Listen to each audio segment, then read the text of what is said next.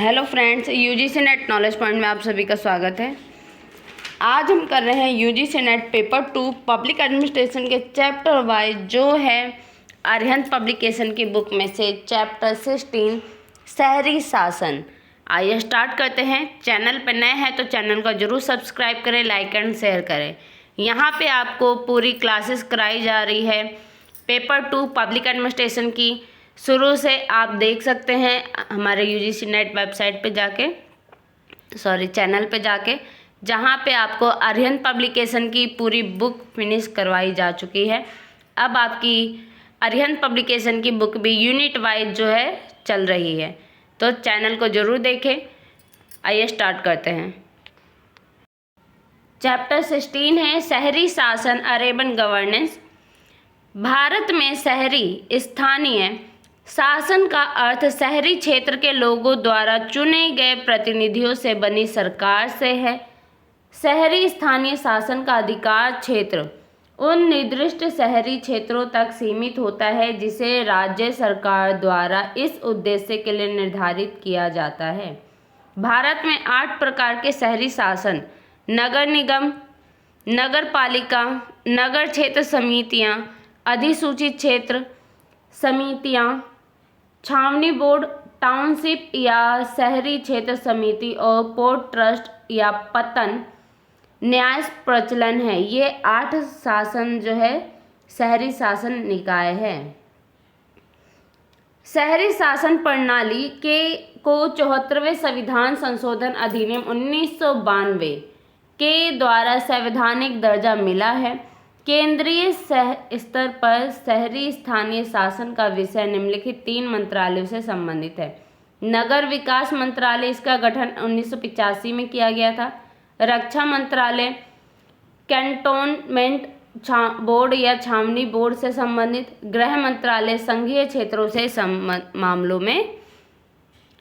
शहरी शासन का ऐतिहासिक विकास। भारत में स्थानीय शासन की शुरुआत शहरी स्तर पर 1687 ईस्वी में हुई, जब मद्रास में भारत के पहले नगर निगम की स्थापना की गई। इसके बाद कलकत्ता और मुंबई में 1726 ईस्वी में नगर निगम स्थापित किए गए तथा लॉर्ड मेयो द्वारा 1870 ईस्वी में स्थानीय स्वशासन के वित्तीय विकेंद्रीकरण पर एक प्रस्ताव आया और 1882 ईस्वी में लॉर्ड रिपन के द्वारा स्थानीय स्वशासन पर एक घोषणा पत्र प्रस्तुत किया गया, जिसके कारण लॉर्ड रिपन को स्थानीय शासन का जनक कहा जाने लगा।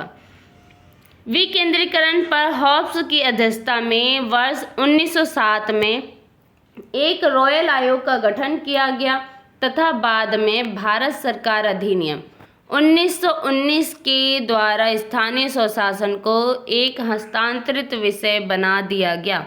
वर्ष 1924 में सरकार द्वारा कैंटोनमेंट एक्ट पारित किया गया तथा 1935 के बाद के भारत सरकार अधिनियम द्वारा स्थानीय शासन को राज्यों का विषय बना दिया गया। शहरी शासन का संवैधानिक विकास। नगर पालिकाओं की स्थिति को मजबूत करने तथा इन्हें संवैधानिक दर्जा देने के लिए राजीव गांधी सरकार द्वारा वर्ष 1989 में 65वां संविधान संशोधन विधेयक लोकसभा में लाया गया, जो लोकसभा में पारित हो गया, किंतु यह विधेयक राज्यसभा में पारित न हो सका तथा सत्ता परिवर्तन के बाद वर्ष 1990 में वीपी सिंह सरकार द्वारा इस विधेयक को पारित कराने का प्रयास किया गया,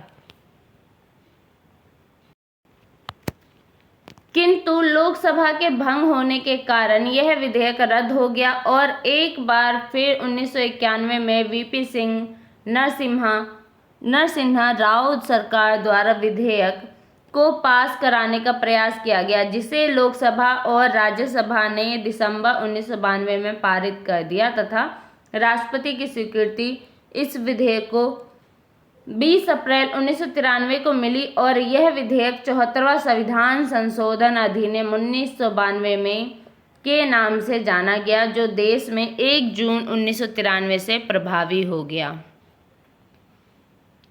शहरीकरण की वृद्धि, ग्रोथ ऑफ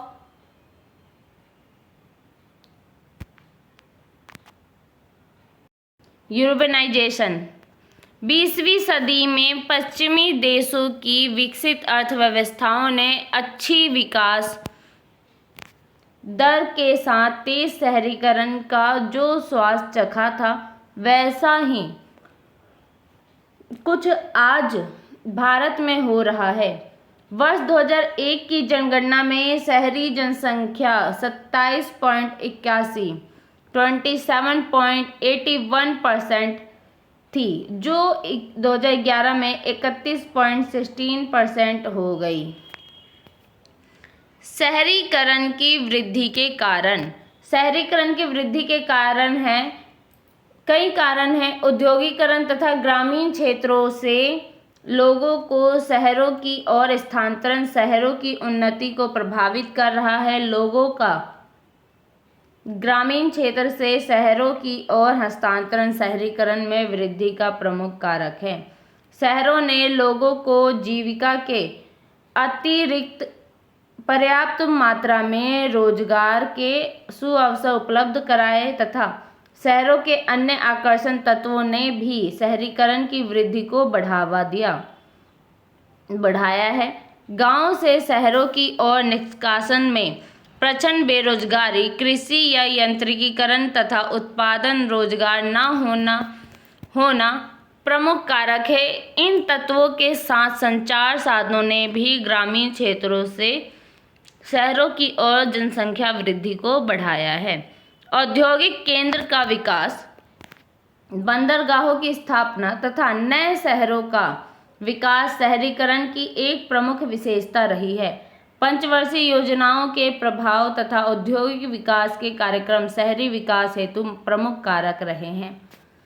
शहरीकरण की वृद्धि से उत्पन्न समस्याएं। भारत में शहरीकरण की वृद्धि से अनियोजित तरीके से विकास हुआ है और इस वजह से देश के सामने शहरीकरण की कई चुनौतियां खड़ी हुई है। शहरों में बुनियादी ढांचे के बारे में जानकारी से साफ पता चलता है कि अधिकांश शहर सड़क, बिजली, पानी और सार्वजनिक परिवहन की समस्या से जूझ रहे हैं। इसलिए शहरों की योजना में बिजली, पानी की बचत, पर्यावरण संरक्षण पर ध्यान देना और सड़कों के बेहतर और बड़े नेटवर्क का जाल बिछाकर कनेक्टिविटी बढ़ाना जरूरी है।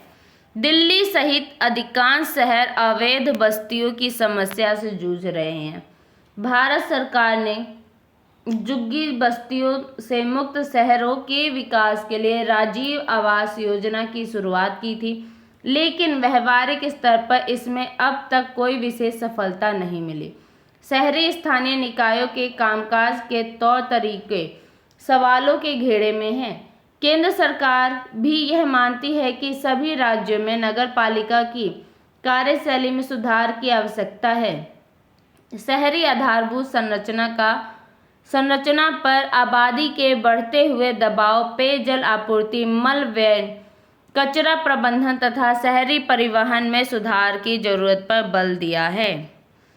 शहरी संस्थाओं की प्रमुख समस्याएं इस प्रकार है। फर्स्ट पॉइंट है, शहरी सड़कों पर भीड़ भाड़ बहुत है और वाहनों के यातायात के दबाव के कारण उसकी गुणवत्ता खराब हो गई है। सेकंड पॉइंट है, शहरों की सड़कों एवं गलियों की हालत बेहद खराब है। थर्ड पॉइंट है, लगभग शहरों की 21% जनसंख्या अवैध कॉलोनियों में निवास करती है, जहां पीने का पानी, स्वस्थ वातावरण, स्वच्छ पर्यावरण तथा प्रारंभिक शिक्षा जैसी आधारभूत सुविधाओं का अभाव है। फोर्थ पॉइंट है, 46% घरों में पानी वाले शौचालय हैं, लेकिन 28% घर ही सीवेज से जुड़े हैं। नगर पालिका वाले केवल 60% कचरा उठाते, बाकी सड़कों एवं गलियों में फैला रहता है। नगर निगम, म्युनिसिपल कॉरपोरेशन, भारत की संसद द्वारा 1992 में पारित और 1 जून 1993 में परिवर्तित 74वें संविधान संशोधन अधिनियम द्वारा संविधान में नया भाग 9 द म्युनिसिपलिटीज शीर्षक से जोड़ा गया। इस भाग के माध्यम से नगरीय निकायों को संवैधानिक मान्यता का दर्जा प्रदान किया गया। इस संविधान संशोधन के द्वारा देश भर में त्रिस्तरीय नगर निकायों की संरचना का उपबंध किया गया, जिनका वर्णन इस प्रकार है। फर्स्ट है नगर पंचायत, ऐसे क्षेत्र के लिए जो ग्राम से नगर बनाने की संक्रमणकालीन प्रक्रिया में है। सेकंड पॉइंट है नगर परिषद, इसका गठन छोटे शहरी क्षेत्रों के लिए किया जाता है। थर्ड है नगर निगम, नगर निगम का गठन बड़े शहरी क्षेत्रों के लिए किया जाता है। नगर निगम का गठन संघ राज्य क्षेत्रों में नगर निगमों का गठन संसद के अधिनियम तथा राज्यों में नगर निगमों का गठन राज्य विधानमंडल के अधिनियम द्वारा होता है। प्रत्येक नगर निगम 3 इकाइयों में विभक्त रहता है, जैसे परिषद, समितियां, आयुक्त। परिषद जनता द्वारा चुने गए पार्षदों की सभा होती है, जिसका प्रधान महापौर होता है। महापौर का चुनाव प्रत्यक्ष या अप्रत्यक्ष तरीके से होता है। इसका कार्यकाल कितना होगा यह विषय राज्यों पर छोड़ दिया गया है। महापौर की सहायता के लिए एक उप महापौर होता है। महापौर महानगर का प्रथम नागरिक होता है, जो नगर निगमों की बैठकों की अध्यक्षता करता है तथा सदन को स्थगित कर सकता है। ये नगर में आने वाले गणमान्य व्यक्तियों का अभिनंदन करता है। परिषद नगर निगम की विधायिका होती है। इसमें SC, ST तथा महिलाओं के लिए भी आरक्षण का प्रावधान है, जो चक्रानुक्रम में आवंटित होते हैं। निगम के कार्यों को सहायता पहुंचाने के लिए कुछ स्थायी समितियों का गठन किया जाता है, जो सार्वजनिक कार्यों का संचालन करती है। नगर निगम की संरचना, नगर निगम की प्रशासनिक शक्ति परिषद में निहित होती है और उन शक्तियों का उपयोग परिषद समितियों तथा मुख्य कार्यकारी अधिकारी के द्वारा करती है। परिषद की बैठकें महीने में प्राय 1 या 2 बार से अधिक नहीं हो पाती है, अतः कार्यों को उचित ढंग से संपन्न करने के लिए समितियों का गठन करती है। ये समितियां 2 प्रकार की होती है, संवैधानिक समितियां और गैर संवैधानिक समितियां। निगम आयुक्त, निगम का प्रमुख कार्यकारी अधिकारी होता है, जिसकी नियुक्ति राज्य सरकार द्वारा की जाती है। नगर आयुक्त भारतीय प्रशासनिक सेवा का वरिष्ठ सदस्य होता है। निगम के अंतर्गत समस्त प्रशासनिक कार्य आयुक्त के नियंत्रण में होते हैं। आयुक्त परिषद की बैठकों में भाग लेता है। वह बजट तैयार कर निगम के समक्ष रखता है तथा प्रशासनिक तंत्र का प्रमुख होने के नाते सभी सरकारी कार्यों को विभिन्न विभागों में के बीच बांटता है। नगर निगम के कार्य, नगर निगम 2 प्रकार के कार्यों को संपन्न करता है।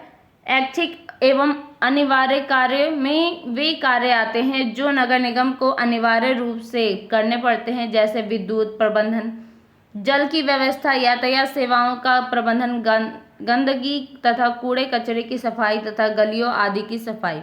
ऐच्छिक कार्यों में वे कार्य आते हैं जो आवश्यक नहीं है, किंतु वित्तीय स्रोतों के आधार पर इन्हें किया जाता है।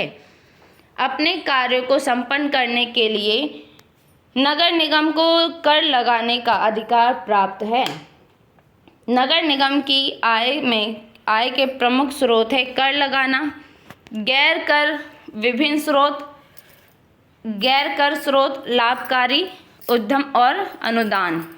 नगर परिषद म्युनिसिपल काउंसिल, छोटे शहरों और कस्बों के प्रशासन के लिए नगर पालिका या नगर परिषद का गठन किया गया है। नगर पालिका को अन्य नामों जैसे नगर पालिका समिति, नगर परिषद, नगर पालिका बोर्ड, उप नगरीय नगर पालिका, शहरी नगर पालिका आदि नामों से जाना जाता है। निगमों की तरह यह भी राज्य विधानमंडल से संबंधित अधिनियम द्वारा और केंद्र शासित राज्यों में संसद द्वारा पारित अधिनियम के द्वारा गठित की गई है। स्थानीय स्वशासन राज्य सूची में होने के कारण भिन्न भिन्न राज्यों की नगरपालिकाओं की संरचना के नियम एक समान नहीं हैं। नगर परिषद की संरचना, नगर निगम के समान नगर परिषद के 3 के भी 3 प्रमुख अंग हैं: परिषद, नगर पालिका अध्यक्ष एवं नगर पालिका आयुक्त। नगर पालिका में इसे नगर परिषद भी कहते हैं। वयस्क मताधिकार के द्वारा चुने हुए पार्षद होते हैं। उनमें 3 प्रकार के सदस्य होते हैं, जैसे पार्षद, पदेन अधिकारी तथा एल्डरमैन। परिषद के सदस्यों का चुनाव जनता द्वारा प्रत्यक्ष रूप से वयस्क मताधिकार के आधार पर होता है।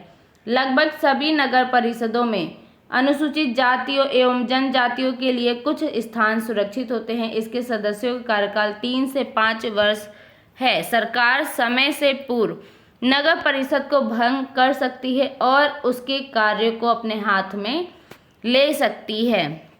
नगर पालिका के अध्यक्ष का पद काफ़ी प्रतिष्ठित होता है। नगर पालिका के परिषद अपने बीच से ही अध्यक्ष का चुनाव करते हैं। यह परिषद की बैठकों की अध्यक्षता तथा मार्गदर्शन भी करता है। यह नगर पालिका के वित्तीय तथा कार्यपालिका प्रशासन पर निगरानी रखता है। नगर पालिका आयुक्त नगर पालिका के कार्यकारी विभाग का प्रमुख होता है, जो राज्य सरकार द्वारा नियुक्त किया जाता है। इसे नगर पालिका कोष के वेतन से दिया जाता है। यह अनेक कार्य संपन्न करता है।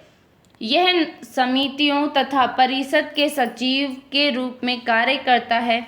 आयुक्त विभिन्न प्रशासनिक विभागों को संगठित करता है तथा उनमें कार्यों का समस्त बंटवारा करता है। नगर पालिका कार्यालय को प्रभारी होने के कारण समस्त रिकॉर्ड इन्हीं की निगरानी में रखे जाते हैं। नगर निगम के कार्य एवं आय के स्रोत। नगर परिषद के कार्य नगर निगम के समान ही हैं और अधिनियम में नगर परिषद के कार्यों का उल्लेख है। इनके प्रमुख अनिवार्य कार्य हैं: जल की व्यवस्था करना, सार्वजनिक गलियों का निर्माण व रखरखाव करना, बिजली की व्यवस्था करना, खतरनाक व्यवसाय पर प्रतिबंधित करना, प्राथमिक विद्यालयों की स्थापना करना और देखभाल, जन्म और मृत्यु का पंजीयन करना, गलियों का नामांकन तथा घरों पर नंबर लगाना आदि। नगर परिषद की ऐच्छिक कार्य है: खतरनाक भवनों और स्थानों को कब्जे में लेना या ध्वस्त करना, सड़क के किनारे वृक्ष लगाना, सर्वेक्षण करना तथा प्रदर्शनियों आदि का आयोजन करना।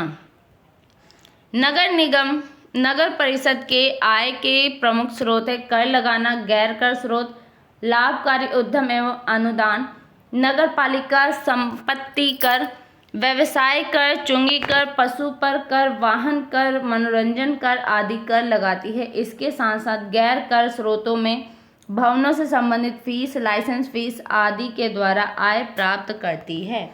नगर पंचायत नगर पंचायत या अधिसूचित क्षेत्र समिति का अर्थ ऐसे क्षेत्र से है जो ग्राम से नगर बनने की संक्रमणकालीन प्रक्रिया में है। नगर पंचायत का गठन 74वां संविधान संशोधन द्वारा संविधान के 9वें भाग क के तहत किया गया है, जिसकी जनसंख्या 10,000 से लेकर 20,000 तक होती है। नगर पंचायत का गठन 2 प्रकार के क्षेत्र के प्रशासन के लिए किया जाता है: औद्योगिकरण के कारण विकासशील कस्बा या शहर, जिसमें अभी तक नगर पालिका के गठन की आवश्यकता शर्तें पूरी न की गई हो, चूँकि इसे सरकारी राजपत्र में प्रकाशित कर अधिसूचित किया जाता है, इसलिए इसे अधिसूचित क्षेत्र समिति के रूप में जाना जाता है। इसे सदस्य निर्वाचित और मनोनीत दोनों प्रकार के होते हैं। नगर पंचायत की संरचना। प्रत्येक नगर पंचायत में एक समिति होती है, जिसमें अध्यक्ष, महापौर के साथ वार्ड परामर्शदाता सदस्य होते हैं। इसके सदस्य निर्वाचित और मनोनीत दोनों प्रकार के होते हैं। प्राय राज्य सरकार ही उसके सदस्यों तथा अध्यक्ष को मनोनीत करती है, अतः न तो वह निर्वाचित इकाई है, न ही संवैधानिक निकाय है। बिहार, गुजरात, हरियाणा, पंजाब, मध्य प्रदेश, कर्नाटक, हिमाचल प्रदेश, उत्तर प्रदेश आदि राज्यों में यह संरचना विद्यमान है। नगर पंचायत के कार्य। नगर पंचायत के निम्नलिखित कार्य हैं। फर्स्ट है शहरी क्षेत्र के लिए आवश्यक सेवाएं और सुविधाएं उपलब्ध कराना। सेकंड है स्वच्छता कार्यक्रम को प्रोत्साहित करना। थर्ड है स्ट्रीट लाइटें लगवाना। फोर्थ है वार्ड और शहर में सड़कें उपलब्ध कराना। 5th है शहरों में विद्यालयों की स्थापना करना। 6th है वयस्कों को साक्षरता के लिए तथा शहरों में पुस्तकालयों की स्थापना करना। 7th है जल आपूर्ति को सुनिश्चित करना। 8th है शहरों में ड्रेनेज सिस्टम को ठीक करना। और 9th है जन्म और मृत्यु प्रमाण पत्र के रिकॉर्ड को सुरक्षित रखना। महानगरीय शासन, मेट्रोपॉलिटन गवर्नेंस। महानगरीय क्षेत्र का निर्माण एक विशाल जनसंख्या केंद्र और उसके पड़ोसी क्षेत्र को मिलाकर होता है। महानगर क्षेत्र से तात्पर्य ऐसे क्षेत्र से है जिसकी जनसंख्या 10 लाख या उससे अधिक है, जो एक या एक से अधिक जिले, नगर पालिकाओं या पंचायतों का अन्य निकटस्थ क्षेत्र हो और जिसे राज्यपाल लोक अधिसूचना द्वारा इस भाग में प्रयोजन के लिए विनिर्दिष्ट करे। महानगरीय प्रदेश को इन शब्दों में परिभाषित किया जा सकता है। महानगरीय प्रदेश अधिविस्तृत होता है, यह मुख्य नगर के चारों ओर फैला हुआ है, अतः इस क्षेत्र के समस्त कार्यपालक मुख्य नगर पर ही आधारित होते हैं। वास्तव में महानगरों की व्याख्या करने में जनसंख्या सबसे महत्वपूर्ण तत्व माना जाता है। वर्तमान में महानगर अनेक समस्याओं का समूह बनाता जा रहा है। इन नगरों के दूषित वातावरण और मशीनी जीवन से लोग ऊब गए हैं। महानगरीय शासन के वित्त के स्रोत। महानगरीय शासन प्रणाली को सुव्यवस्थित तरीके से चलाने के लिए वित्त आवश्यकता की जरूरत महसूस होती है। इस वित्तीय आवश्यकता की पूर्ति के लिए हमें निम्नलिखित आय के स्रोत पर निर्भर रहना पड़ता है। फर्स्ट है राजस्व कर। महानगरीय शासन प्रणाली में वित्तीय स्रोत के लिए स्थानीय करों से प्राप्त राजस्व पर निर्भर रहना पड़ता है। कर राजस्व के अंतर्गत संपत्ति कर, मनोरंजन कर, विज्ञापन कर, पेशा कर, पानी पर कर, प्रकाश कर, तीर्थ यात्रा कर, बाजार कर, मार्ग कर तथा चुंगी कर इत्यादि कर आते हैं। साथ ही निगम के निकाय कई प्रकार के शुल्क जैसे पुस्तकालय शुल्क, शिक्षा शुल्क आदि लगाते हैं। चुंगी स्थानीय क्षेत्र में आने वाली चीज़ों पर लगाया जाने वाला कर जो इसके प्रयोग तथा बिक्री पर भी लगता है। संपत्ति कर राजस्व का सर्वाधिक महत्वपूर्ण कर है। सेकंड पॉइंट है गैर कर राजस्व। महानगर शासन प्रणाली में गैर कर राजस्व के अनेक स्रोत हैं, जैसे निगम, संपत्ति, फीस, जुर्माना, रॉयल्टी, लाभांश, ब्याज, उपयोग फीस तथा अन्य अदायगी आती है। थर्ड पॉइंट है अनुदान। इसमें केंद्र तथा राज्य सरकारों द्वारा विभिन्न योजना एवं परियोजनाओं के लिए दिया गया अनुदान शामिल है। निगम निकायों को विकास परियोजना एवं आधारभूत संरचना के लिए तथा शहरों में सुधार प्रक्रम को लागू करने के लिए राज्य सरकार तथा केंद्र सरकार द्वारा स्थानीय संस्थाओं को अनुदान द्वारा राशि उपलब्ध कराई जाती है। फोर्थ पॉइंट है हस्तांतरण। इसके अंतर्गत राज्य सरकार से शहरी स्थानीय निकायों को निधि का हस्तांतरण किया जाता है। यह हस्तांतरण राज्य वित्त आयोग की अनुशंसा के आधार पर होता है। फिफ्थ पॉइंट है कर्ज। महानगरीय निकाय अपने कार्यों को संपादित करने के लिए राज्य सरकार तथा अन्य वित्तीय संस्थाओं से कर्ज लेती हैं ताकि सभी योजनाएं एवं परियोजनाएं सही समय पर पूरी हो सके, परंतु यह नगर निकाय राज्य सरकार की अनुमति से ही वित्तीय संस्थाओं या अन्य संस्थाओं से कर्ज ले सकते हैं। कार्मिक प्रशासन।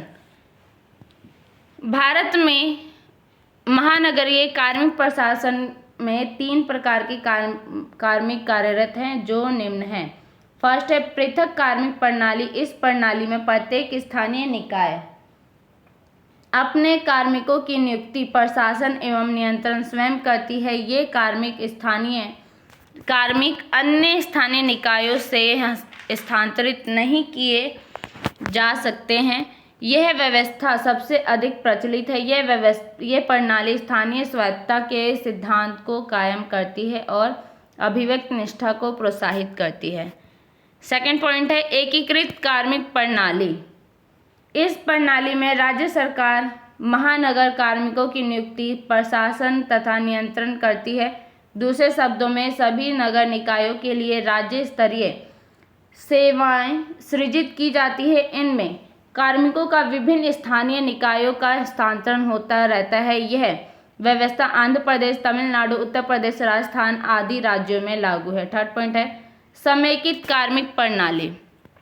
इस प्रणाली में राज्य सरकार के कार्मिक तथा स्थानीय निकायों के कार्मिक एवं एक ही सेवा का गठन करते हैं। दूसरे शब्दों में महानगर पालिका कार्मिक राज्य सेवाओं के सदस्य होते हैं। इनका स्थानांतरण केवल स्थानीय निकायों में ही नहीं बल्कि राज्य सरकार के विभिन्न विभागों में भी हो सकता है।